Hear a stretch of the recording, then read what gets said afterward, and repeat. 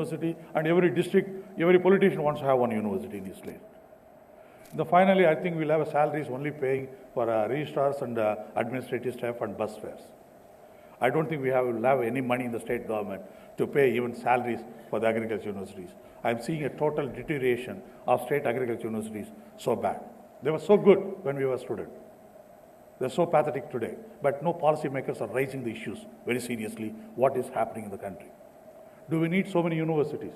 If you want innovation to happen, people can do in a small room. Innovation can be done much more better than anything else. You don't need too many universities for that. And I think the bandwidth of money is not there. And I think, I always looked at it when I was an agriculture graduate, meteorology department was there. I always look at it, it's a stupid agriculture degree. Why they have a meteorology department? Now I look back, it's a wonderful field with the climate change is happening, the cropping pattern is changing, okay? The meteorology was too early a subject, but if you look at now, it's a right subject. Agriculture engineering was introduced in the country, but unfortunately we treated it as a separate subject. It should have been integrated with agriculture, where the post-harvest should have been done. Food science should have been part of the agriculture engineering. We missed that game. And I think we have strategies, discussions are missed. So coming to my last few bullet points, what the science is changing next 5 years. Today, if you ask me, if God asked me, what do you want to be? I want to be a graduate student today. The reason is, the whole life sciences, next 5-10 years, is going to revolutionize, particularly life sciences. I'll give a few examples what will happen. With Washington University Baker's Lab and Alpha 3 coming in, structural biology, 200 million proteins, which would have taken 1 billion years of postdocs and graduate students' time in lifetime. 1 billion years of a postdoc and graduate student's lifetime to solve the structural biology of protein. Now they solved it in 2 years. The whole revolution is happening in the science. So what that science is going to change, how much is the plant science people are thinking is my question, next question is. So what is going to happen in the whole science, whether health, environmental, agriculture, food science, whatever it is, even ice cream, how the protein, structural rheology of the protein is going to look at the protein, is going to be looking differently. So what they're going to look at it now, earlier we have DNA, RNA, protein. Based on protein, we design DNA and protein and RNA and protein. Now what is going to happen? They're going to design the protein based on structural biology, design what protein can bind to which receptor, and then based on that, what mutation you can change. You can have better kinetics or properties of binding to receptor, change the protein structure itself, so your totally new DNA will be synthesized, which are not existing in the nature. It's going to be in opposite direction. From structural biology, they're going to define based on mutation what is required to structural biology to bind to the protein, and that will change that the structure will be designed, and based on that the new DNA will be formed. So look at an example. Now PET bottle, like you see Bisleri bottle, one can convert it into synthetic biology, convert it into paracetamol with a 2-steps process with the synthetic biology. Whole science will change. And you're going to see some of the proteins going to be expressed in the plant that can eliminate even the PET bottles. Sustainable agriculture, sustainable remediation of the environmental pollution issues. And even plant science, still people are not looking at structural biology at all. And structural biology, what type of protein structures that is happening in the plant cell, or when you make eating a protein, how it is presented to the body. Do we need to present in that form, or it should be present in better form? Nobody is looking at in science in the globally also. And most of the science that is going in cancer and environmental science and synthetic biology side. And I think the agriculture is a time now to look at it, whether microbes can be changed differently, whether plant pathogen can be defined differently, whether microbiome in the soil can be changed differently with synthetic biology. All are going to change the field itself. So please be aware, next 5 years is a biological revolution is going to happen globally. If you are not part of that science, you will not be there in the science at all. Today, 50% of innovation in the country, in the world, is happening in China. Only 28% US, 12% Europe, remaining all negligible. All the countries are negligible. And almost $67 billion, European companies, American companies, licensing innovation in from China. The whole game is changed. And look at some of the CRISPR, we are talking about it. I was told, Chinese friend told me, 64 crops, including forestry crop, have done CRISPR already. 5 years back. Not now, 5 years back. They have done CRISPR already, is in the field, but they're not disclosing. The whole science is changing rapidly, but I think this is a time where the policy makers and all that is changing. Thank you, Narayan, and thank all the panelists, Gayatri, for inviting us. And I'm really, admired for the Swaminathan Foundation, what they're doing to the country. And I wish we have 100 foundations like that. Thank you very much. Bye. Thank you, Krishna. You have been your usual provocative self. I only hope that this provokes the concerned people to goad them into meaningful action. See, silos in the agricultural technology area has to dissolve. The walls have to dissolve, and we are looking at multidisciplinary approaches. And somebody working in agricultural technology has to be an expert in one of these fields, but also need to understand the language of the other team members who could be from other disciplines from which they can gain some useful information. Now, going on to the talks, as I said, we will have 15 minutes for each speaker. I suggest that we have the continuous flow of presentations, and then if you have questions, please hang on to them, because I propose to keep at least 10 to 15 minutes towards the end for an interactive session. So starting with Dr. Rajiv Varshini. As I mentioned, he is one of the trailblazers in the country. He made genomics and computational biology an integral part of crop genomics program. He built a very fine institute or a department of genomics at ICRISAT, and a team, a collaborative team, a multidisciplinary team which was very productive. Now he has moved from ICRISAT. He is Professor Food Futures Institute in Murdoch University, Australia. So he is serving India and the humanity as the professor in Murdoch University. Rajiv, the floor is yours. Thank you very much, and very good afternoon to everyone. Thanks to Dr. Krishna Ella and Dr. Narayan for organizing this session, for chairing this session. I feel really privileged to speak in the session where we have the stalwarts, and so we will be talking about the different technologies, and so nice to see many seniors, mentors and friends in the hall. So as Dr. Narayan mentioned, for last 20 years or so, I have been working in the area of decoding the genomes. Because for plant breeding, or when we talk about the enhancing crop productivity, it will be really important to understand the genes, and we can do it in easiest manner if we have the genome sequence in our hand. This is one part. But the second is, as Dr. Narayan mentioned, that how to make the impact. So now I will try to show some examples that what we have been doing during last 20-25 years, when I was working in Germany, then in India in ICRISAT, now in Australia. Next, please. So before that, I would like to pay my tribute to Professor M.S. Swaminathan, and this is really an honor for me that I have been knowing him since my PhD time. Then I continue to follow, to interact with him when I was a postdoc in Germany, and then I started to have a lot of interaction when I worked at ICRISAT. Used to visit M.S. Swaminathan Research Foundation, used to invite him to ICRISAT.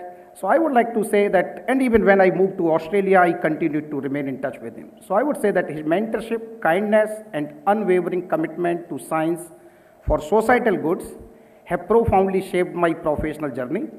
And I believe that Professor Swaminathan may no longer be with us in person, but his vision lives on in every field we cultivate, every genome we decode, and every life we strive to uplift. We shared some of these experiences in one of those biographical memoirs of the Royal Society. Next, please. And I would also like to mention that now today we are celebrating his centenary anniversary or 100th anniversary. I had a privilege to participate in many of such functions, and I would like to mention about his 90th birthday when we celebrated in 2015 in Chennai. I had the privilege to decode the genome of Professor Swaminathan, so means that I have not been sequencing the genomes of crops only, but even Professor Swaminathan, when he visited our lab in 2003 or 4, and with his permission we took the blood sample, we worked with CCMB, and we run that his genome at our machines, and then I interpreted some of these results in presence of Professor Bruce Alberts, who is also sitting here. We have been reading the books of Professor Bruce Alberts as well. So when I handed over the genome and I explained some of the unique trait what Professor Swaminathan had, And then he mentioned, when I was working on my PhD, I began to understand the double helical structure of DNA, but I never imagined that I would one day hold the fully decoded sequence of my own genome in my hands. So such moments and interactions have served as a beacon of inspiration for countless young minds, including me, in agricultural sciences, both in India and internationally. Next, please. And then, when he passed away, I had paid my tributes in number of articles, in number of those blogs, etc. Next, please. And the similar kind of thing, either these are the NAS books or maybe other different book chapters. Next, please. So, now coming back to this most important point, as we are celebrating his legacy, his contributions on this 100th anniversary, we would like to mention, and Dr. Narayan had also mentioned, many of us have been sequencing the genomes, which is good science, can give you nice paper, which is fine, but our emphasis was how we can integrate advanced genome science for crop improvement, how we can develop improved varieties which can contribute towards the food security and nutrition security in developing countries, including India and many countries in Africa. So what we have been doing, that we have been integrating the genomics to develop the varieties which are having the disease resistance, pest resistance, environmental stress tolerance, have the high level of nutrition, high level of the productivity and sustainability, so then we can continue, we can contribute to that, fulfill that sustainable development goals. Next, please. So with this objective, and at that time point, I'm talking about 2003, 4 or 5, that 2005 especially, when I joined ICRISAT, many crops on which ICRISAT used to work, we did not have even the genetic map, forget the genome sequence. And in this was only 2000 that when we had the first rice genome. So what we thought, let's work in this direction, started to decode the genomes. And I feel really privileged to develop the teams and collaborators or etc. around the world, including here in India. And so far, and just when I was coming here, I thought, let me count that how many genomes we have decoded so far. And I'm so happy to say that our lab has already led or contributed to the crop genomes for more than 19 crop species. So this is thank you, and this is a big feat. And the next thing is that nowadays, as technology continuously advancing, that now we will talk a little bit later that what is the pan genome. Pan genome says that just one genome, sequencing one genome will not provide the genes for the traits in which different breeders are interested. We need to sequence multiple genomes and to understand the gene repertoire of that particular species so that we can understand the genetic variation in the breeding population. And now we have been developing the pan genome, and we have developed pan genomes for about 8 crop species, including very complex crop like wheat. Next, please. So what we have done, that once we have done this genomes and pan genomes, and we have been integrating them in the crop improvement. I mentioned many crops. I cannot give the examples of all the crops. I would like to just mention few examples in one crop only, chickpea, but we have done similar kind of thing in many crops. So let's talk about chickpea. Chickpea is very important pulse crop, important crop for the proteins, and we know that India is a major producer, but India is also major importer as well, and this crop is grown in many developing countries as well. One of the key production constant in chickpea is drought. So we wanted to understand that can we identify the genes which confer the tolerance to drought, and then can we develop the drought tolerant varieties, or even for some diseases like fusarium wilt, ascochyta blight resistance variety or so. So instead of starting from the smaller side, we thought, let's start to think from the bigger side, and then we will see that how many varieties, how many genes we can understand. Next, please. So what we did, that we started to go in the systematic manner. Next, please. So what we did in 2013, we sequenced one chickpea genome, ICC 4958 and CDC Frontier, etc., and many colleagues from India as well, including Dr. Professor K.C. Vansal and many people from ICR organization, they were part of that one. Anyway, we decoded that first genome of chickpea in 2013. After that, we moved to sequence around 100 chickpea varieties which were released during about 10 different countries for about 40 to 60 years. Then we moved to the next step, and we decoded the genomes of about 429 chickpea lines, and they were collected from the different traits, and we did extensive phenotyping for drought and yield related traits. Next, please. And then in ICRISAT gene bank, we had around 20,000 accessions. And based on the genetic diversity, next please. Can I have the next slide, please? So anyway, so based on the genetic diversity, we selected a smaller set of the chickpea, which was about 3,000 lines. And we have completed the genome sequencing of those 3,000 chickpea lines also. Can I request to move to the slide, please? Is there anybody there? Can we have the next slide? Anybody in the audio-visual room? Is the slide stuck? So that what I was trying to say, that we continue to have this kind of work, and then when we did the sequencing of 3,000 chickpea line, which is a huge work, we just did not sequence, but rather we phenotyped this thing also at 6 different locations for 2 different years, and we have done these things at different locations here in India, but also in Kenya and Ethiopia, etc. So this was the huge work that once you are having these kind of genome sequences, and then we can do, and then furthermore, we moved one step further, and we have sequenced more than 10,000 chickpea lines. And this is not chickpea, but across that all the different crops. I'm not aware with any crop where people have done the whole genome sequencing for 10,000 lines so far. So, but we have demonstrated this thing that is this the slide yes, this you is want? the correct. Yeah, thank you. So on the left hand side, as you can see, that this was the sequencing thing on the 3,000 chickpea lines, and then based on these 3,000 chickpea, we have identified several traits for drought tolerance, genes for drought tolerance, fugitive wilt, escochyta blight, etc. And then we moved for about 10,225 chickpea lines. And here we have done much more comprehensive analysis. Dr. Krishnan mentioned about the AI. We are using in this data set machine learning and AI approaches that can be predict the phenotype for those lines, even where we have not put them in the field, but we will be using the data sets from the other side. So this is the way that things are moving. Anyway, friends, what I wanted to mention from these different genome sequencing initiatives and the phenotyping, we were able to catalog large number of genes for different traits. Then the next step is, as Professor Swaminathan's legacy is, that how we can take this science, that this is not science, is not just discovery, science is also delivery, how we can take to the next step. What we did next, please. What we did so based on these things, this is one example of the drought tolerance, and we identified a QTL hotspot in chromosome number 4, which contains several genes which can contribute up to 56% of the phenotypic variation for drought tolerance. So we have identified that one. And next step is, next please. And then what we started to do, we started to work with the breeders, with the breeding program at ICRISAT, here in IRI, in IIPR Kanpur, in many state agriculture university from Karnataka, Tamil, from other states also. And we started to introgress this QTL hotspot in elite chickpea varieties to demonstrate whether this QTL hotspot can enhance the drought tolerance.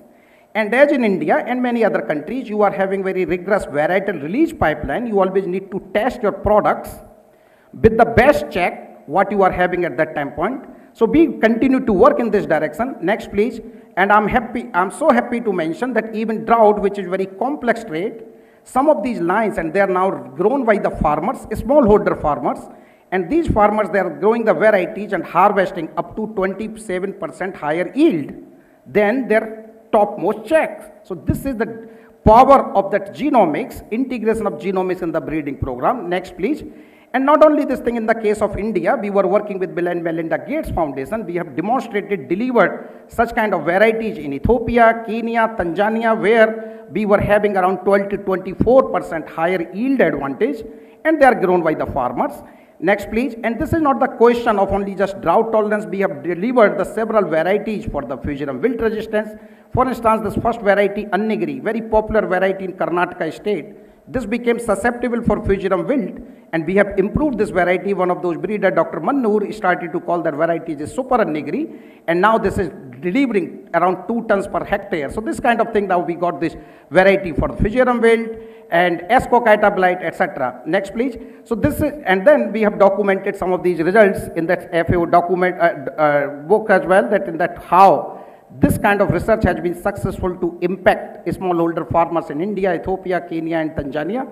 So this is a success story, and this I just wanted to give the example, next please, only for chickpea, but we have done similar kind of work in many other crops. Next please. Yeah. So now go one slide back. One slide back, please. Yeah. So now, with that objective, that how we can take this, so next thing was that the delivery of those products, etc. I'm well aware, sir, if you would like to give me that. Yeah, okay. So I will finish this thing in next 3-4 minutes. Thank you. So what we did that we had one project, Tropical Legumes project, funded from Bill and Melinda Gates Foundation, and this project we wanted to do the upscaling of those kind of research. Next, please. And here, this project ran for about 12-13 years in 13 different countries in Africa, India and Bangladesh. Next, please. And a result of concerted efforts with large number of partners. This project delivered around 304 improved varieties, 4.9 million ton grains, and some analysis indicate, and I will talk about this thing, that this project delivered about $20.6 million value for the grains and touched the lives of 22 million farmers. Next, please. And we have documented all these results in the different books and articles, etc. Next, please. And another analysis from the University of Washington Evans School Policy Analysis and Research, they have documented, they analyzed this project has that return on investment at the rate of the 16. So investment of $1, you are having output of $16. Next, please. So for this kind of work, ICRI said my previous organization, we got the Africa Food Prize as well. So this is like how the genomics, plant breeding, seed system, they can work together. Next, please. Now, the next thing is that where we would like to go, because this session for the new technology for agriculture, we have done a lot of genomics work. Now, in the genome sequencing area, we are moving next step. So we are going now telomere to telomere genome, T2T genomes. We are working right now in wheat, where we are sequencing, developing 100 wheat variety genome, T2T genome. Next, please. And this is now the another thing is spatial omics. And this paper just appeared today in the Trends in Biotechnology with the cover article. And what is this spatial omics is this combining genomics, transcriptomics, proteomics and metabolomics with spatial information to study the location of molecules within a tissue or cell. And in that way, we will be able to handle even the complex problem for the plant breeding such as yield or so. Next, please. And now, in some of the other projects in Australia, we are working now phenotyping, genotyping, this is great, but now we are using the simulation-based model, we are using the AI approaches, and we can working that how we can improve the population. Next, please. So in summary, my belief is that we can have the fast-forward breeding framework where we can use the haplotype-based breeding, genomic prediction approaches, AI-based integration approaches, and genome editing, for which Professor Bansal is going to talk, combined together with the speed breeding, and then we can deliver the varieties in faster manner and precise manner. So this is, I would like to close my presentation. Next, please, with these closing remarks. So with that objective to carrying forward a remarkable legacy of Professor Swaminathan, I think as we reflect on the life and legacy of Professor Swaminathan on 100th birth anniversary today, let us carry forward the torch he so brilliantly ignited, and honoring his memory means continuing the journey he began, a journey toward a world where no one sleeps hungry, and he exemplified how science can serve humanity and how research can be purposefully driven to solve real-world challenge.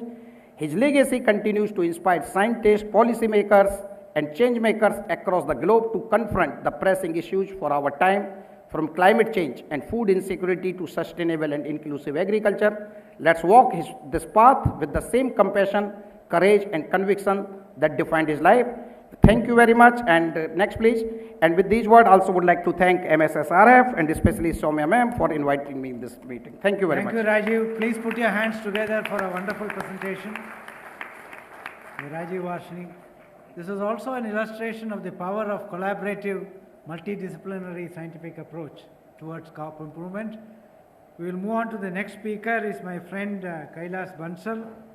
He has been an exemplary scientist, plant molecular biologist. He has also been a science administrator. He has been the director of the neighboring institution, NBPGR. And Bansal, the stage is yours. Well, thank you very much. And co-chairs, Dr. Krishna Ella, Dr. Narayanan, fellow speakers. I'm very happy to see Professor Sudhir Supuri, the former Vice Chancellor of JNU, Professor Wassal, my good friend Dr. Dhar, distinguished delegates, and dear friends. It's an honor for me to be taking part in such a conference wherein we are celebrating the legacy of none other than Professor M.S. Swaminathan on his 100th birthday. And the topic assigned to me is enhancing the use of plant genetic resources through genome editing. You know all that plant genetic resources form the basis of crop improvement or increasing productivity and production. But the question is, to what level have we been utilizing these plant genetic resources by conventional plant breeding or all other approaches? And can we today enhance its utilization further, which is much needed through the process of genome editing technologies? And just to again remember the legacy of Professor M.S. Swaminathan, we all know that about 13, 14 years ago, he made this statement in one of the NDTV seminars that future belongs to nations with grains and not guns. And we all know it is even relevant today. Rather, I would say more relevant even today, the statement which Professor Swaminathan made in 2013. And of course, we all know that enough grains are now being produced in India as a result of Green Revolution, which he collaborated with, we all know, Dr. Warren Borlaug. And we could see that utilization of these plant genetic resources through the process of conventional plant breeding, we could achieve Green Revolution in wheat and rice by developing these high-yielding varieties. And you can see in the graph on the right panel below that right from 1970 onward, substantial increase in production has occurred in India. We're talking about it in the last about 60 years or so. And if you see in those 60 years, globally, the number of climatic events or weather events, extreme weather events, be it cold stress, be it heat stress, or floods or high temperature, all those such weather events as a result of climate change have been increasing substantially. And if you just see that it is already impacting the yield and crop growth production in India, this graph shows very clearly, this picture of Indian map shows clearly, which I borrowed from Microset, my friend who was, in fact, a panelist in the previous speaker, Dr. Shailendra Kumar, you know that most of the districts in our country are already highly impacted by climate change. So when we talk of Green Revolution versus Evergreen Revolution, which is the theme of this particular conference today, what we did in Green Revolution, that high-yielding varieties, which were responsive to high inputs like irrigation or fertilizers, or even chemical pesticides were developed, which was certainly required, there was no doubt about it. But again, Professor Swaminathan himself, we had a pleasure of, in fact, talking to him, learning from him quite a lot. He didn't ever wanted to become a green revolution. He rather wanted that can we have a sustainable way of production through the process of evergreen revolution. So the question is therefore what kind of evergreen revolution we require is the increased productivity that is environmentally safe, economically viable, and socially sustainable. And what are those features today therefore we need when we want to have green revolution in either rice or wheat or any other crop variety for that matter? We need essentially climate resilience, means tolerance to all these abiotic and biotic stresses. We need to increase the utilization efficiency to the nutrients, be it nitrogen, phosphorus, water, radiation, or even land use efficiency. As our Honorable Prime Minister tells us that we need to develop varieties with shorter duration so that we can have more crops in a particular season.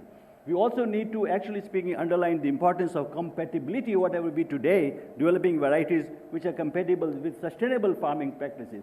That we need varieties which are well suited to direct seeding or suited to integrated pest management, and therefore we need varieties that require minimal or no use of agrochemicals. But again, friends, the point I'm trying to make here is that the breeders need to have enhanced diversity. Maintaining genetic diversity in breeding programs is rather important, and avoiding excessive reliance on a few elite varieties, which is, of course, I understand there are technical difficulties, there are problems that why conventional breeding is not able to really speaking and enhance the utilization of these plant genetic resources to that extent. So therefore, the message I'm trying to give you here is that if you want to develop varieties with these above features, it requires increased genetic characterization and utilization of these plant genetic resources. And then, if you look into the level of utilization of these plant genetic resources today, in the last about, let's say, 100 years, since the time we have been conserving these, including in India and rest of the world, it's only about 2% which has been utilized.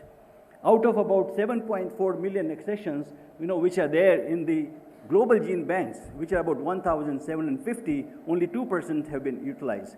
And while in India, we are so proud to be home to the second largest gene bank in the world, where we have about 0.5 million accessions conserved as seeds. And this we need to, really speaking, utilize it effectively as much as we can. And also we have documented the wild relatives, etc., of the cultivated species which are available in our country. So therefore, this is the pathway which I am suggesting for achieving green revolution. Can we enhance the utilization of these plant genetic resources for crop improvement via genome editing? And in this picture on the right, what I have shown here is that we have plenty of these plant genetic resources as in the different forms like modern cultivars or land races or breeding stocks or even farmers' varieties, and all we have including wild species. But fortunately today we have, as shown on the lower panel, all these technologies of genome editing which can be utilized, which the whole world is utilizing today, including India. So therefore there is a kind of a opportunity before us, particularly the young scientists, to increase the utilization of these plant genetic resources and go beyond 2%, which is really speaking, a great way to move forward. And the way forward is therefore here that plant genetic resources, whether we do it or utilize it through conventional plant breeding, we need to phenotypically characterize them to maintain or to determine their diversity, evaluate them for different traits under field conditions. I'll show you those, and then do genomics, as Dr. Rajiv Varshney so clearly mentioned. Move on to genomics, to as many accessions as possible, go for pangenomics, and then finally can we use CRISPR genome editing for increasing the production through improved crop varieties.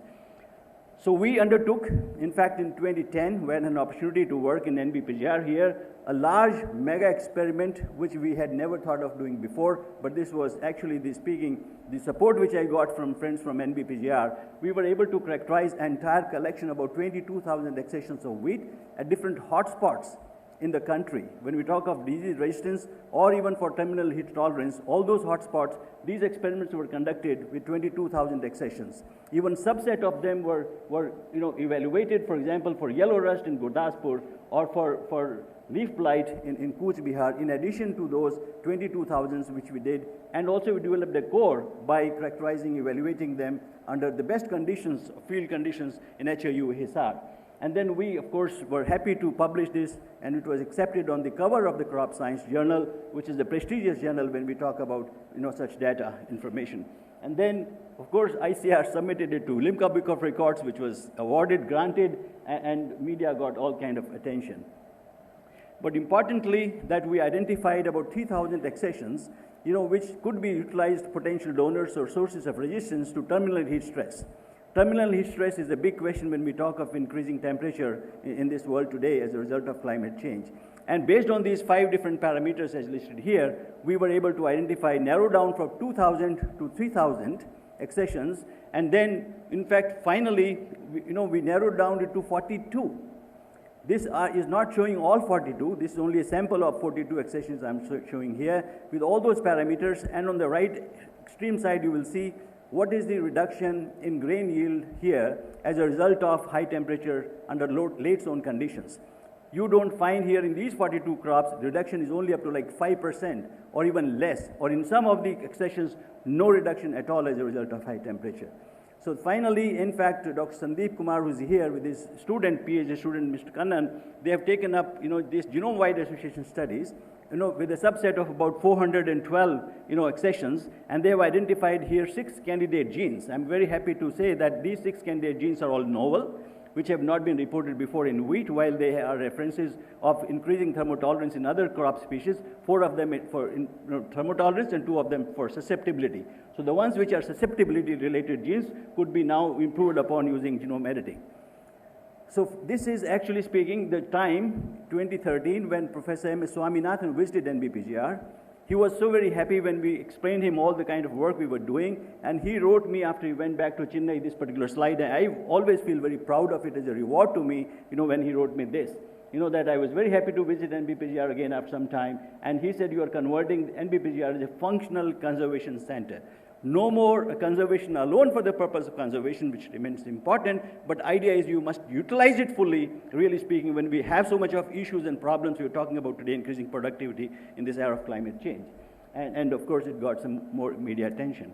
Now, what I wonder that can we kind of share this material, which is highly heat tolerant, after 22,000 accessions, Could it be a part of an international consortium or initiative which has been taken by Professor Rajiv Varshney with other international scientists, and where India is not a partner yet, to my knowledge, and can we try to have added some of that information?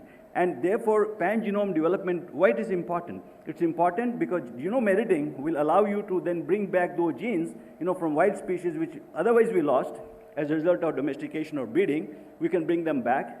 Or they have identified certain deleterious genes which could be removed to increase productivity or resistance to diseases, or we can do fine-tuning of the expression level by promoter editing. So therefore, pan-genome is really important, even super pan-genome, which is working on.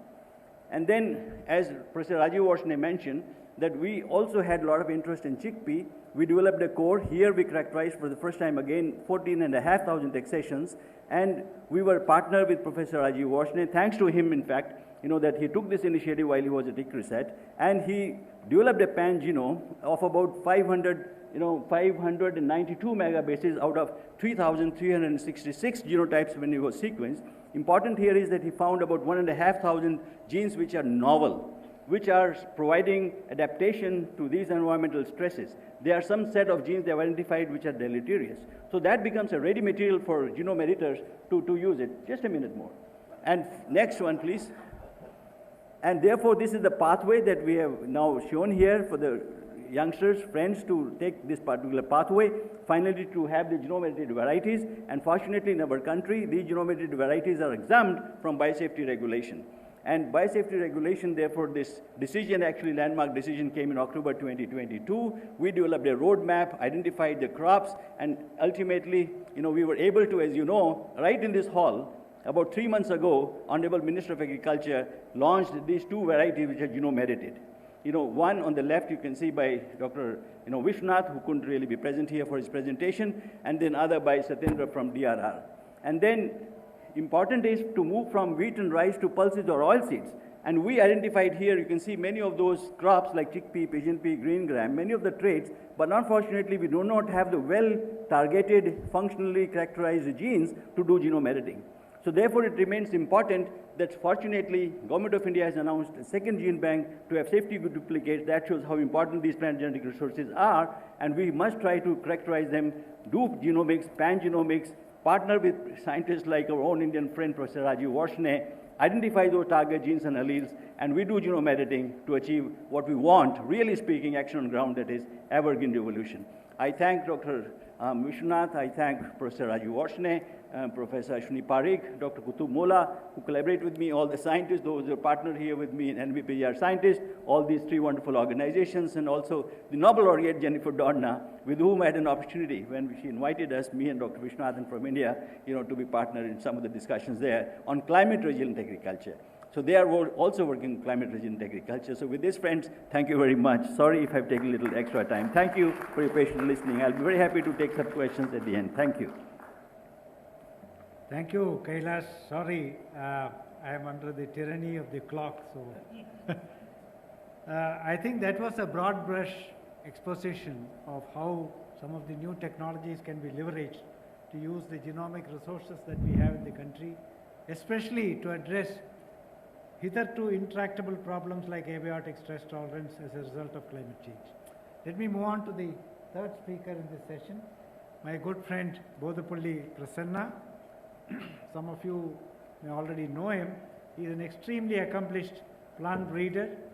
The last time I heard him was at a meeting in Nigeria. He was talking about his efforts of him and his team in developing drought and heat tolerance in maize, and I cannot forget some of the results that he presented. Amazing. It's out of this world. Prasanna, I think, please take the stage. Thank you. Thank you so much, Dr. Narayanan, Dr. Ella, and my distinguished speakers, colleagues here, and many mentors, many friends, students there. Can I have the presentation, please? Don't count this time, Gayatri.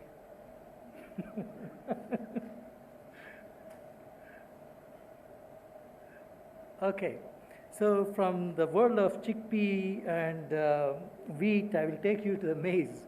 As someone pointed out in the morning, the maize revolution is happening all across the world, and in fact it is the topmost produced cereal in the world with over 1,100 to million hectares. So what I would like to emphasize here is how to translate technological innovations into impacts, taking the story of maize in the global south. Next slide, please.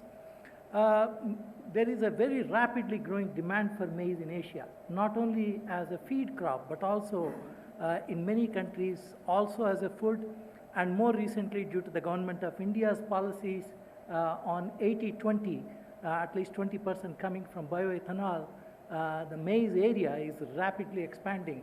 And amongst the global maize production in 2023, it was estimated at almost 1.16 billion metric tons, over 199.7 million hectares, with an average productivity of 5.75 tons per hectare. But this is expected to reach almost 3.28 billion tons by 2035, and that's a tremendous increase.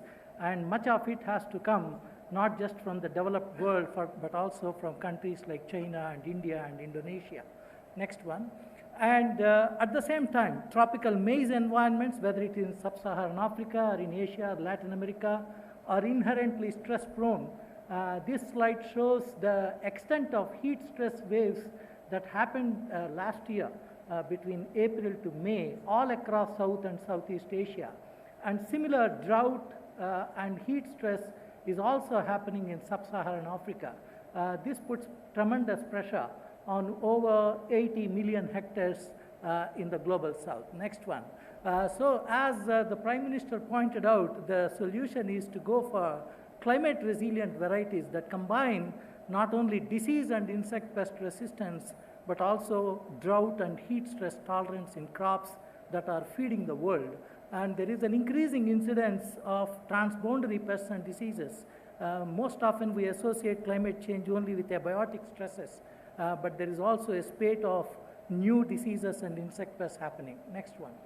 All this means that genetic innovations have to play a very vital role in terms of bringing in not only climate resilience, higher productivity, input use efficiency, as well as better end-use quality. All four are extremely critical for the growing population. Next one. CIMMYT's breeding for climate-resilient maize varieties is indeed a phenomenal effort. The effort started with Greg Edmeades, a very famous scientist from New Zealand, who worked for CIMMYT in 1970s, establishing the drought-tolerant screening system, and going on to Marianne Benziger. And then last 15 years, I had the great opportunity to lead this fantastic effort. For any crop breeding program which wants to work on climate resilience, the fundamentals are to have a very strong germplasm base, have a population improvement program with clearly defined secondary traits, extensive germplasm testing network, not only on station, but also on farm in the target population of environments, well-defined breeding schemes with integration of double haploidy or speed breeding, marker-assisted selection, and genomic selection or prediction. And finally, programs like hybrid programs cannot succeed without public-private partnerships, not only with regard to product development, but also with regard to product scaling and delivery. Next one, all these reasons were responsible for the tremendous success that we have seen with drought and heat tolerant breeding at CIMMYT. The critical aspect for all the young students here, no matter what advances you make in genomics, the ability to accurately phenotype will always remain important. When we do drought tolerant screening, look at the hybrid on the left and the hybrid on the right. In the same block, in a drought stress block, you will see clear discerning of genotypes. So this sort of well-defined screening environments must exist all across the countries for a number of crops that we are working on. Next one. And integrating genomic tools and strategies is fundamental in any modern crop breeding program, be it with regard to molecular marker-assisted selection, not only for introgressing novel traits through breeding, but also utilizing genomic selection or prediction for complex trait improvement has become extremely important. And so is the case with genome editing. In fact, as Krishna Ella has pointed out, We are perhaps not just 5 years or 10 years behind, we are almost 15 to 20 years behind when it comes to genome editing of major crops. And my friend, my very close friend, Chuan Shakshi, is the director of the National Center for Genome Editing at Beijing. I know the level of advances they have already made across almost 40 to 50 different crops and ready for a revolution in China with regard to genome-edited crops. So a lot of news is not coming out, as Dr. Ella has pointed out. This is an important thing for us to note. It can do wonders with regard to disease resistance, nutritional quality, tailoring plant architecture, nutrient use efficiency, as well as improving the crop yields. One example, next slide, which CIMMYT team itself did in the last few years, and we are ready to release a genome-edited maize hybrid in Kenya, is with regard to resistance to maize lethal necrosis. We followed two different genes, at one on chromosome 3, another on chromosome 6, successfully edited this, and then we are doing the field trials right now in Kenya. So this could be the first ever genome-edited maize variety for sub-Saharan Africa. Next one. Going into, this is a point that I would like to tremendously highlight. We often talk about on-station phenotyping. One of the successful factors behind our drought tolerance breeding is extensive on-farm testing.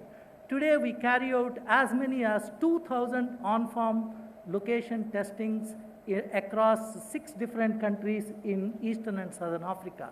2,000 on-farm sites. These are not on-farm demonstrations, but right in the pipeline breeding scheme. And through this we understand genotype by environment, by management, by what is that final S, the socio-economic heterogeneity amongst the farmers. So this is a new approach which has paid tremendous dividends, and I would like India to replicate this model in terms of on-station plus on-farm testing to estimate even genomic estimated breeding values. Next one. Breeding data management is something that is our Achilles heel in the Indian crop breeding programs. Not many institutions are there with a well-executed and well-defined breeding data management system. Data-driven decision-making cannot be done unless you have a very strong institutional databases and management systems linking germplasm with the phenotypes, with the sites, with environments, with the product profiles, with ancestors, with samples, with seed packets. Everything that needs to be there has to be interconnected. And that means we need to have an end-to-end software system, automated genomic estimated breeding values or phenomic estimated breeding values, GCA, SCA predictions, as well as rich visualization of your data. That's what CGIR now is moving into through the enterprise breeding system and a bio-R flow, which enables us to routinely estimate our GEBVs using the vast phenotypic and genotypic data that we collect. Next one. Predictive breeding capacity. Many of the institutions, whether it is in Africa or Asia, do not yet have predictive breeding capacity. This organic integration of pedigree, genotypic, phenotypic management and environment data using artificial intelligence and machine learning is fundamental now. This will enable us to do a lot of things in a much more efficient manner than ever before, and saving the cost of breeding as well as the time taken right from conceptualization to the delivery of our products. Next one. We still have a lot more to learn, understanding the functional content of big genome data and utilizing that data in crop breeding. Not many programs are out there to do that.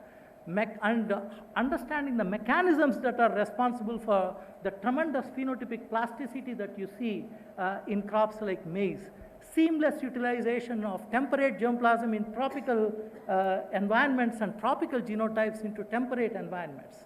And how best to increase genetic gains while not compromising on functional genetic diversity, as Dr. Bansal has rightly pointed out. Next one. Ultimately, friends, strengthening seed systems is absolutely important. As much effort that you are putting in breeding has to be put on seed systems. Seed producibility is one of the major factors why many great maize hybrids have died within a span of 1 year or 2 years. So this is something very critical. Digital and genomic tools and technologies, also to transform business operations and efficiencies. Next one. That's one of the reasons why I could, when I joined maize program director in 2010, the level of adoption of drought-tolerant maize was 0.5 million hectares across sub-Saharan Africa. Today, it has reached almost 9 million hectares, 9 million hectares in just a span of 13, 14 years, benefiting almost 10 million farmers or 60 million people.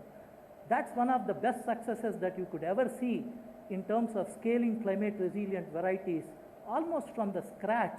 And today this is a model for scaling climate resilient crops through public-private partnerships. Next one.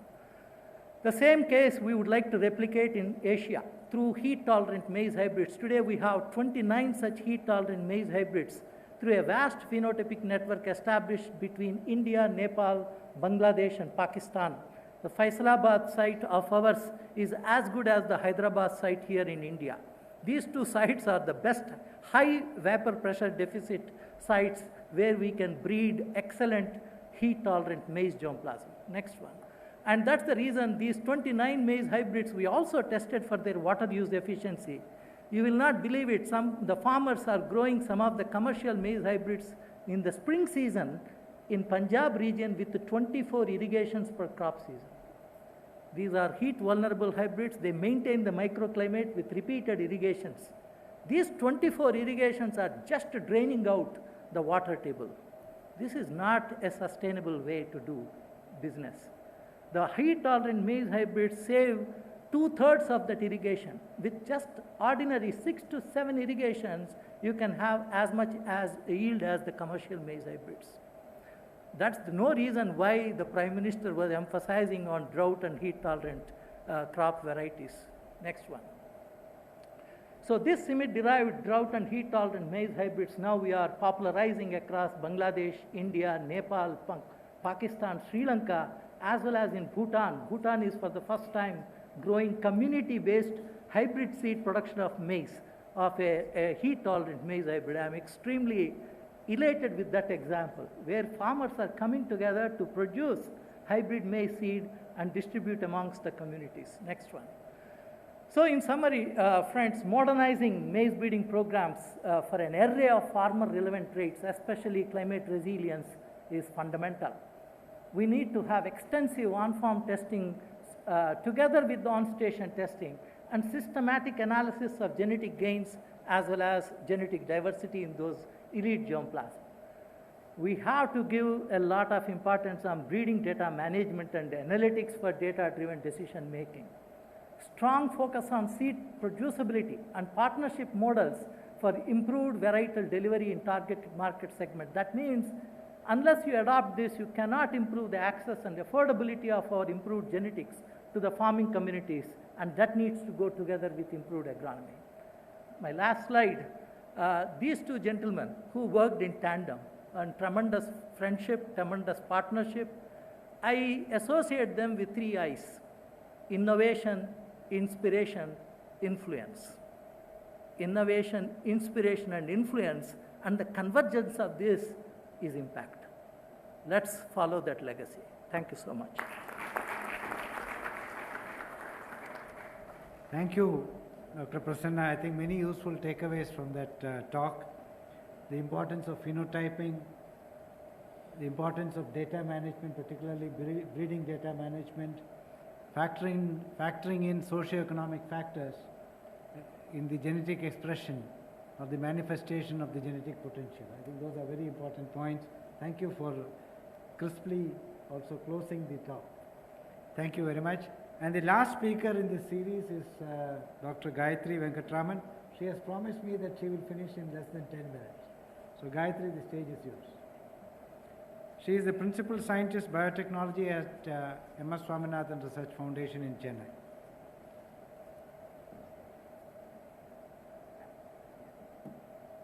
So we can start with the slides. So thank you very much. I think there are many opening batsmen and parallel sessions in the MSSRF.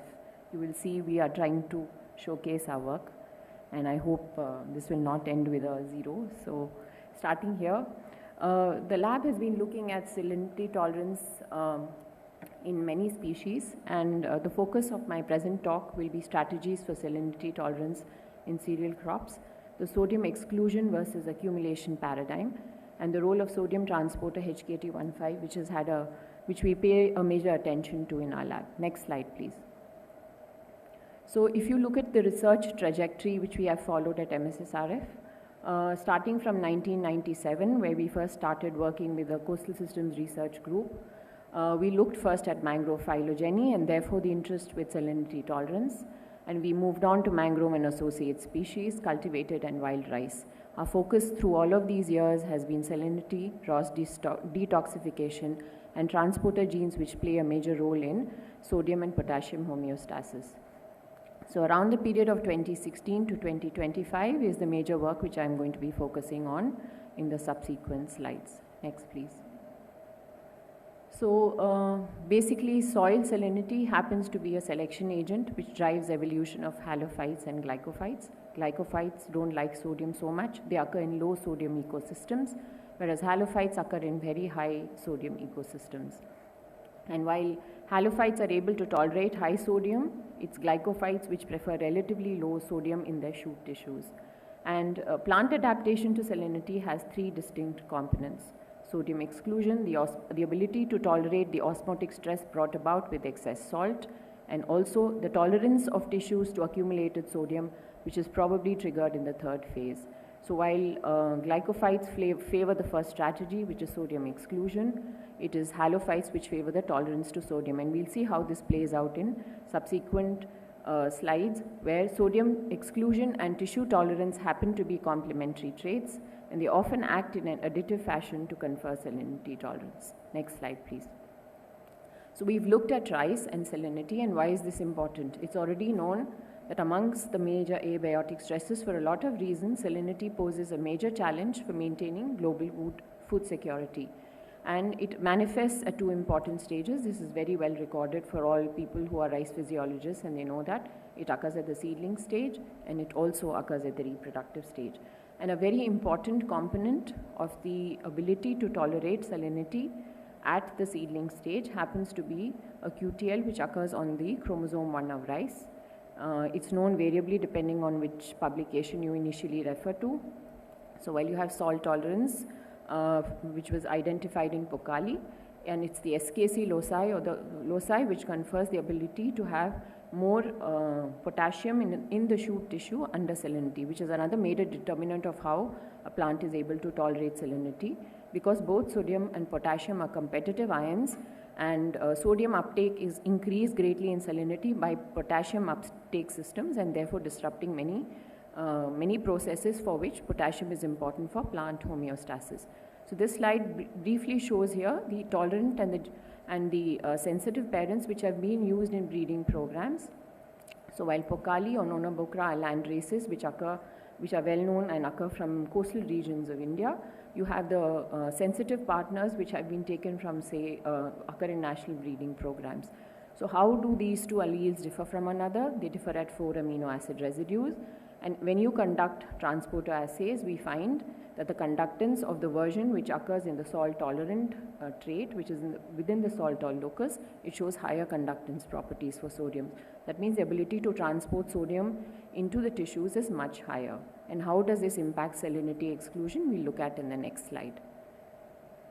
So if you look at all of the genes which have contributed to the trait of sodium exclusion, it's a convergent trait which occurs across most monocot species.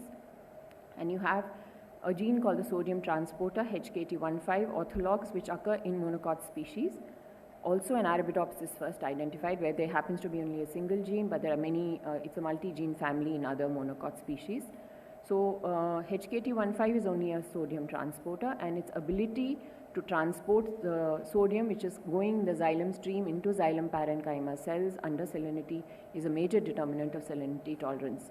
So what are the two properties which are required for sodium exclusion to be operational? One is the presence of a sodium transporter which expresses at the xylem parenchyma interface, and this property is primarily driven within the root system. So when it's going up in the xylem stream, The shoot essentially excludes most of the sodium which is going up, which is a major determinant of photosynthesis disruption in these tissues. So essentially, when you look at this trait, this exists in rice, this exists in Arabidopsis, it's also known in wheat and barley. So this is really an example of convergent adaptation where soil salinity is driving selection of a specific region of gene, and all of these genes have been used in breeding programs. Next slide, please. So what we looked at is from a very different perspective. We looked at this gene from a halophytic species. It's a mangrove associate and hence the mangrove connection. So this is Oryza coarctata. We looked at this gene and we wanted to see how this functions in say Oryza coarctata versus cultivated rice. So what we found is while Oryza coarctata shows 16-fold higher, lower affinity for sodium transport versus the version which is present in cultivated rice, at higher salinities it shows better conductance properties. And so we were a little amazed because we thought a system which occurs in Oryza coarctata should have a more efficient transporting characteristic, and why is it that a system which exists in cultivated rice doesn't do a better affinity transport. So we did some bit of modeling studies, and this is with collaboration with a group in NCBS, and what we found is a specific residue which is present at the iron pore entrance changes from a negatively charged residue to a positively charged residue, as a result of which the the pore entrance to the iron conducting channel narrows, and so Oryza coarctata has lower affinity simply because of this. How we confirm that this residue is important is we simply swapped those two residues. We did an SDM, and when we swapped the residues, we found we could switch both of these properties. We could confer an almost equivalent conductance from the channel which was taken from Oryza coarctata and kind of convert it into a channel which existed in sativa but not completely. So what does this tell us? This tells us affinity versus conductance determinants change in Oryza species. They could change in similar species, and this could be a major determinant of salinity tolerance. And we find that this K to E change is an outlier because we've sequenced this gene from other Oryza species. And what we find is this K to 239 seems to be quite unique to Oryza coarctata. Can we go to the next slide, please? So why would sodium excess ecosystems have a system of sodium transport or not prefer sodium exclusion? Because it's a way of living in an ecosystem with a lot of salt. So essentially you have to live with the devil. So it's a living with the devil approach. So essentially when sodium is loaded into the transport stream, what will happen? Xylem loading is an important step before it gets transported into the transpiration stream. But what we find in xylem sap assays that we carry out in collaboration with a group in Tasmania is Oryza coarctata has better control of xylem sodium loading under salinity, not in the absence of salinity, and because of this, even under salinity loads less in the xylem sap, and because of this, a lower affinity conductor works in better adaptation with this kind of xylem loading salinity. But what happens when the salinity exceeds beyond a point? Then the conductance properties of the HKT15 channel provide it a kind of protection because even for a halophytic system, going beyond a certain iron concentration would be toxic for photosynthesizing tissues. However, having said this, we should also state that Oryza coarctata rhizomatic tissues, which would be equivalent to the stem tissues in rice, and also the mesophyll tissues, happen to have the ability to be able to tolerate more amount of sodium in their tissues and accumulate and keep them. So this is essentially the property of tissue tolerance. So tissue tolerance would be the ability to buffer sodium or store it in leaf tissues or stem tissues and carry on their life properties. So these would be associated with transport systems other than HKT15. So the complementary trait which one would have to have if you want tissue tolerance is efficient transport systems which are able to accumulate sodium but also to be able to tolerate it within the tissues and carry on life properties. Next slide, please. So thus, tissue tolerance to sodium happens to be an important trait to capture in addition to sodium exclusion. So while we were talking of sodium coarctata, that happens to be a wild rice, it's tetraploid, it cannot be used in breeding programs because of a very divergent genomic identity compared to other species. Do crop species have such traits? There are very recent data which suggests HKT15 is a mislocalized variant. That means when you have a variant which doesn't localize to the plasma membrane and therefore perform the function that it does occur in barley, it also occurs in wheat. There are recent reports to also suggest that the deletion of HKT15 does confer the ability to tolerate sodium and does not compromise either yield or also the ability to grow in saline soil. So do such examples occur in rice? Can we go to the next slide? So we've tried to phenotype for such accessions which we've collected from NBPGR, and we find most of the traits accumulate with sodium exclusion. So there is therefore a need to screen or ISA gene pools for traits for tissue tolerance, but the phenotyping protocol for tissue tolerance needs to be well planned and developed. There are some protocols which are available, but I think they need to be worked on in great detail and see if it works in the field circumstances. Go to the next slide. So we also looked at a similar thing in a project in our lab, and what we've seen is sodium exclusion works also in C3 and C4 species, because C4 species are known to be more salt tolerant, but our data suggests that shoot exclusion is much more stringent in C4 species compared to a species like barley, which is a C3 but relatively more salt tolerant than rice. So sodium exclusion is operational even in C4 species. So yeah, next slide please. So yeah, so these are the research scholars who made this research possible. So what are the traits I think we need to look forward?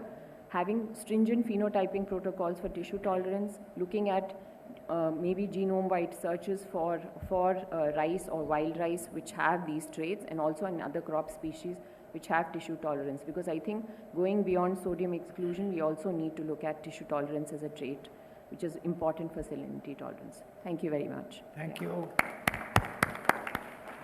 That was a wonderful example of how some of these new technologies can be leveraged to use already available genetic resources, whether it is Pukali or Isaac data. Thank you very much.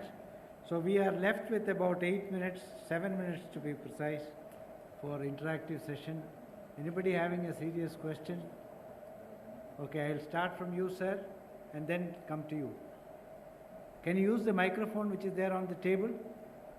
Sir, can you use the microphone? Yeah, if that works. There must be a switch. There's a switch. Okay, please go ahead. Your audio. Thank you very much for the wonderful presentations. It really gives a very interesting connection between what is happening in the lab and how things are going to go to the land. I have two questions. Is it to any specific speaker? Yeah, I'll try to target this speaker, but Okay. not very likely to be very much targeted. My first question is pretty general, that a lot of interesting things are happening in the laboratories, and the presentation revealed those.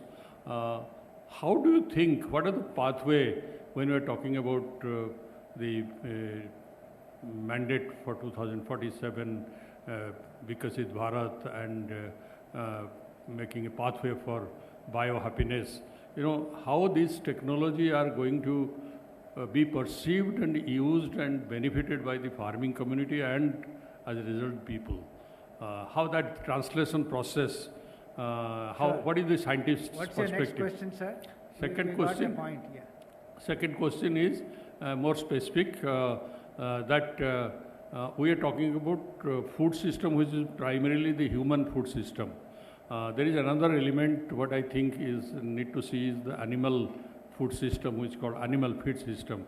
Because today we have the world's largest cattle population, and we are also on the target of generating huge greenhouse gas emission because of the large cattle population, and the leadership in milk production is at threat from that climate perspective. So, and I was talking to some of the scientists associated with it. They said that we need to look at the corn, the animal feed, and corn is a very important ingredient. How we can create much more climate resilient. Okay, thank you, sir. I So think how- much of corn is used for animal feed. So So Prasanna, that you want to perspective address you that can question? say. Is there some way that you can engineer corn so that the greenhouse gases emissions can be reduced?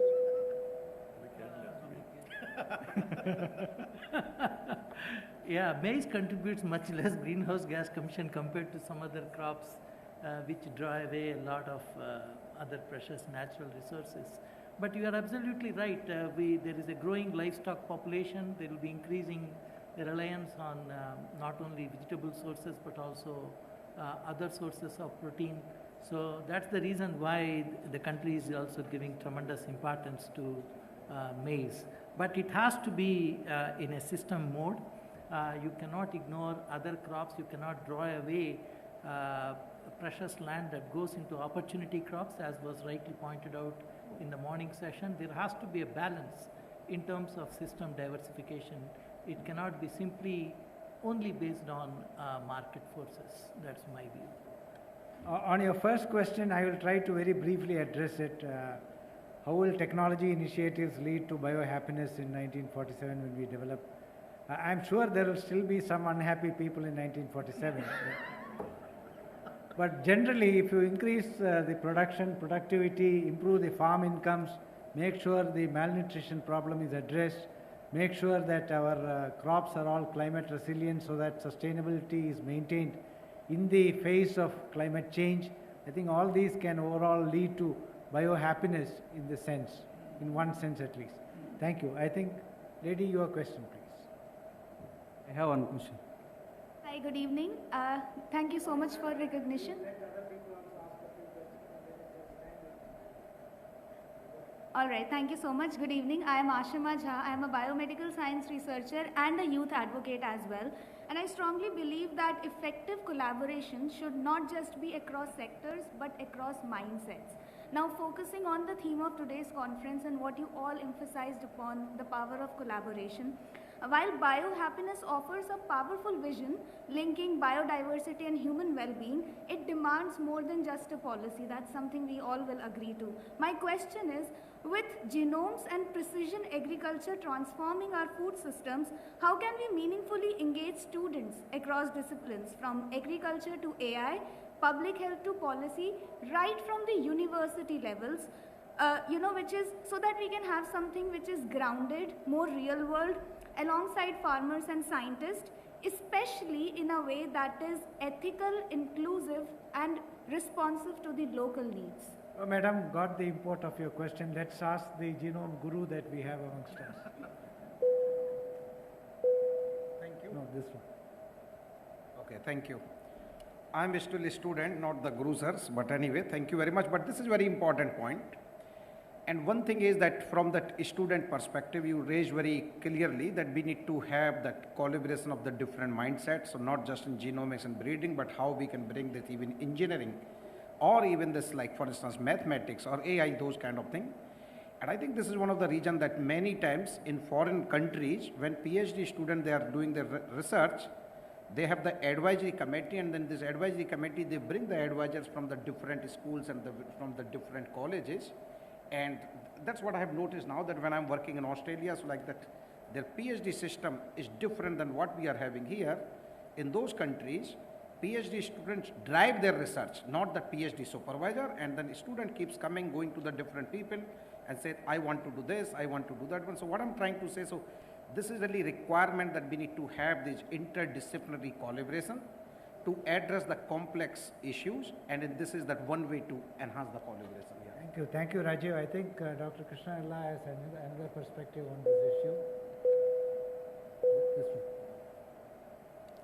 one. You have 100 questions in one sentence. Okay? Think science in simple language, simple one, solve one, and build on. Thank you. Thank you. Any more questions? Yes, you at the very last. I saw him first, and then I will come to you. Yes, sir. You have to be. Thank you, sir. Sir, it is nice that in India many nutritionally biofortified varieties have been released, but it has come to notice that these are not being cultivated by the farmers at much large scale. So the reason may be the either the yield penalties because they are not giving the yield at par to the popular varieties or high yielding varieties, and so they are getting the less this whole price. So there should be one policy in place that either these varieties biofertile varieties should get either the premium price or they should have the yield at par with the popular varieties being already ground. Thank you, sir. Thank you, my friend. You have given the answer in your question itself, but let me see if Dr. Bansal has additional perspective on this. Well, thank you. I think what you said rightly, that we do need a policy where we can pay a premium price to the farmers, because we would need to really go from now kind of quantitative production to this qualitative increase in the nutritional quality. There's no doubt about it. But I can only tell you this, with the advent of genome editing now, by mutating few only nucleotides, you can still keep the yield intact and still increase the biofortification or nutritive value. So there is a possibility now through conventional breeding. Yes, there has been always a kind of a negative linkage that you can increase both the quality as well as the productivity. But I think through genome editing, there are several examples now coming before us. That one can really do it pinpointedly, precisely. Some kind of mutations, targeted mutations, and there are examples when we can increase, the quality and keeping the, yield intact. So I think both are important, policy as well as the science, which we are trying to move forward in our country in 40 crops, and more so in horticultural crops, actually speaking, it's being addressed in a big way in India. Thank you. Just put a policy decision, all midday meal scheme should use that biofortified variety. Then automatically every farmer will increase the yield also. Thank you. Okay, my dear friend. You have to take questions from this side. My question also. is to Rajiv sir. In your talk, you said that you started sequencing chickpea first with one variety, then 300, then several thousand. So, what is the additional information you got when you sequence 300 variety versus several thousand? Because one can have a lot of money and keep sequencing, but what is the benefit? Very good point. Thank you very much. So what happens that when you sequence one variety, so for instance, when we sequence CDC frontier, this may not be the fugirum wilt resistant. You will not find the fugirum wilt resistant gene in that particular variety. Now, breeders may be interested in some other trait. So what we need to do, that we need to see. Second is, as Professor Bansal mentioned, when we use the germplasm, only 2% of the gene bank germplasm has been used.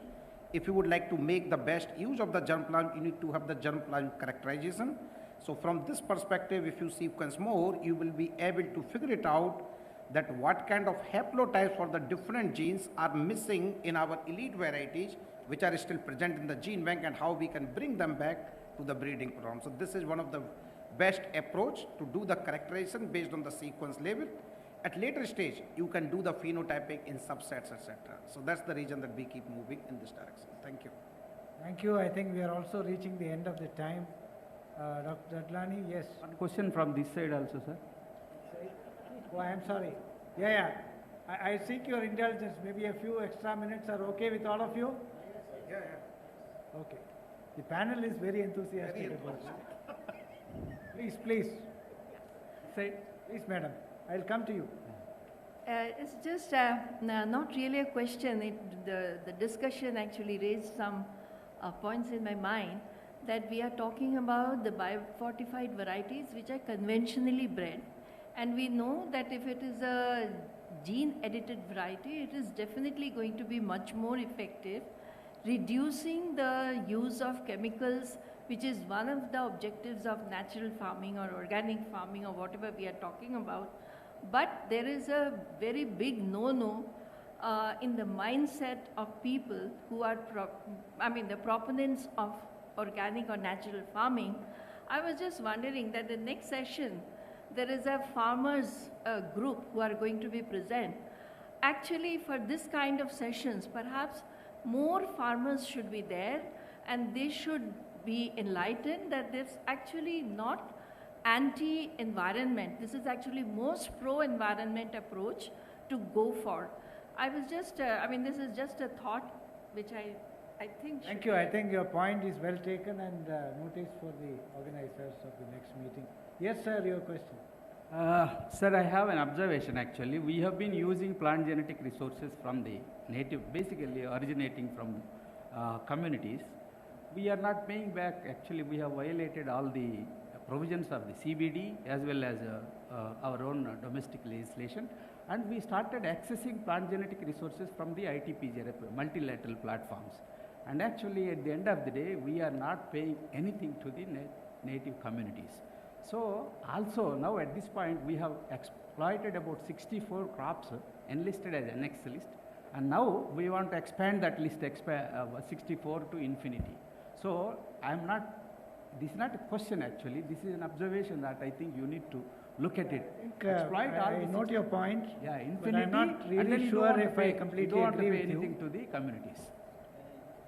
I think Dr. Bansal, who was director of the National Bureau of Plant with him Resources, and NBPGR, we were together. No, thank you, Rakshat Babu. You know what, fortunately we have today with us, Dr. Nan Kondozi, who is the Secretary of the International Treaty on Plant Genetic Resource, Food and Agriculture. And I'm sure he's here until the third day. We would like to have a discussion, Sharad Babu, with him, and he will be making a presentation on his own while, this multilateral system has worked already, for the benefit of the farmers around the world. But at the same time, I'm not talking about benefit sharing, I'm talking about germplasm exchange alone at the moment. So while benefit sharing, of course, there is already an issue, and I'm sure Dr. Kant, material has been backdoor utilization happened through ITPGRFA platforms. So we my have question violated is, CBD as well as domestic legislation. This is what I want to make the point. goes to the gentleman there. Can I please ask, this is for Dr. Krishna. Last but one, the next Yeah, one is Dr. for the Krishna. lady and we close it. So it was very interesting that you started with structural biology and plant scientists you feel are left behind in this race that we are having in the structural biology, the protein fold, alpha fold, and all those coming into fore. I'm a virologist, and I work a lot on the structural biology of the viruses. My point to you is you are the right person because you are involved with the health sector as well as you have an agricultural background. The biofarming in this country, the biofarming manufacturing is not to the level that we have seen progress in China, US, and other countries. So, away from the mic. The emergence and the re-emergence of viral diseases like COVID and other things. So are we really prepared for the pandemic, the next pandemic? So can we have a platform, this is already existing, where the biofarming can be successfully used, especially for the veterinary viral diseases? The threats are always there.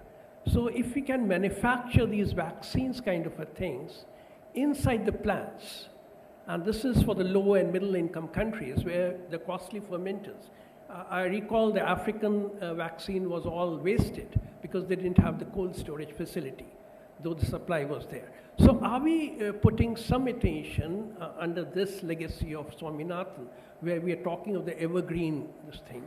Can India take a lead because we have a lot of critical mass already prepared, where the structural biologists, the biofarming community can look into this and produce the vaccines, the biosimilars, where the structural functions and everything has been worked out and the genome editing can assist that. So I would like to have your comments on that. Quick answer. I think it's controlled by the regulatory system. Biomanufacturing is wonderful to plants to produce, and handling the Department of Biotechnology and RCGM is a nuisance. I don't think anybody will do it. Thank you. You can catch him after the session to actually discuss more. Yes, young lady, the last question. Hello. Sir, my name is Ganga Jeena, and I have had the honor of following work of Dr. Vashne. You need to be louder. I'm Ganga Jeena. I have worked on chickpea genome assembly myself during the time when Rajiv Vashne was working on it in ICRISAT, and I have had the fortunate experience of following up on his work, and I'm very thankful to be here because I see what a wonderful feat you have achieved. My question is, so it seems that we are moving in the direction of creating genetically engineered new plants for the climate resistant systems when we have the resources from these pan-genome data, right? So this links to the question I have for Professor B.M. Prasannaji. When you mentioned that China is in the process or already have the new varieties that are still to be launched and not announced to the world. What is holding us back? In Europe, I had the experience that there was strong public sentiment against modified organisms, but what are the roadblocks in India that we are having? To Dr. Prasanna or to Dr. Rajiv Ashni? To both. To both. Okay, Prasanna, you go ahead first. Okay, there are a few things that hold those institutions which are involved in genome editing are also now concerned about the intellectual property barriers. Okay, because the technology is not homemade, the technology has to be licensed from someone else. That's where, although they have given some kind of a humanitarian licenses, when it comes to product delivery, product commercialization, there are still significant barriers, even with those existing agreements. So that's where China has done a rapid strides in terms of investing in their own research to develop those nucleases, endonucleases, CRISPR systems, better systems, identifying new enzymes, and many of those product and process patents which limit our capacity to commercialize, they are systematically overcome that. And that's one of the major reasons why they will be in a hot seat. If you look at the patent landscape, China is right at the top, okay, in terms of genome editing, not just in plant sciences, but across many other fields, even human sciences. So it depends upon who holds the technologies and how fast you deliver. Thanks. This brings me to Professor Vashni. Hold It's the on, last madam. question. No, hold on, let him answer. Okay. He has asked the question, so you have to answer now. One add-on question. Sir, do you remember in PAG Asia Genomic Conference that you hosted, the first session was a seminar by a lady from UK, and they studied the effect of carbon sequestration on protein content. Now I see that the chickpea varieties that you have developed have a larger size and there is more grain yield, but have you also studied the difference in the composition, in the nutrient composition? Thank you. So those chickpea varieties which are high yielding under drought stress, you are right, so they are that bold seeded. And we have just know right now the total grain protein content, so this has remained more or less same. So we have not gone the different compositions, so we don't know at this stage. But my belief is that this has not affected or reduced the protein content at all. Okay, thanks. Okay? I think that answers your question, yes, specific yes. question. So I think we are at the end of our time, and before I hand it over to my dear friend Dr. Krishna Ella to close I will just make one remark. Technology is important, but technology is just a tool. You have to use it appropriately. To give you an analogy, if you are good at using a screwdriver, you can't try to remove the wheel of a car. There you need a wheel spanner. Just because you know how to use a screwdriver, you can't use it to remove a spanner. So with that, I hand it over to Dr. Krishna Ella to give the final comments. I'm quick in putting the words, simple words. I think India is a great country with the highest germplasm collections in the world. And I think many foreign companies is not because they love you, they want germplasms. Simple. Okay? And number one. Number two, genomic sequences become a simple thing now. In 5 hours, Stanford can sequence the entire human genome in 5 hours. You're given the morning blood sample, evening you have all the sequencing data by evening. The world is changing very rapidly. Okay, so I think whatever my colleagues who gave wonderful presentation. Actually, I'm attending the agriculture meeting after probably 30 years. After 30 years. So I think my friend asked biomanufacturing. It's a very interesting concept. Chinese have done phenomenally producing human serum albumin in plants and industrial scale exporting to all over the world. You want to do the same human serum albumin as a biomanufacturing in India, it will take probably 20 years. Not the technology, it's a regulatory. Here the scientists are very skeptical of some other scientists. And the enemies for scientists are the scientists only, not the politicians. That is one of the lifetime I learned in this country. Scientist problem is not the scientist problem, scientist problem is scientists only, not the politicians. We unnecessarily blame the politician. Politicians are willing to listen to you because they're changing in every 5 years. but scientists you can't change them. so I think the point is, I think is important for us to understand, if the country has to move, let us together, let us be together, get rid of our egos, pride. And I think that my colleagues who gave a presentation, Narayan, my good friend, I think first time we spoke each other properly. Thank Gayatri for inviting, and I think Raja Vashne gave a very good, Bansal, and Prasanna from Andhra gave a very good presentation. So we have Karnataka, everybody is there here. I think that's a nice thing about the country. But I can tell you honestly, look at simple things, a lot of simple things. We do. I'll ask simple question. How many Tamilians are Telugu or Karnataka people? Nallanna. You know, we ask Nallanna in Tamil. Vallanna in Malayalam. Vallanna Kannada. Okay? Do you know the scientists? As a scientist, do you know why it is called good science? Good oil. You ask a simple question I ask, and we don't have an answer. Why my grandmother said it is good oil, but we don't know science. And we buy canola oil, thinking canola oil means can means Canadian, ola means oil. Canola. And you know what is that? 1962, Canada took mustard seeds from India. And they're grown, and they don't want to call mustard oil. They call canola oil.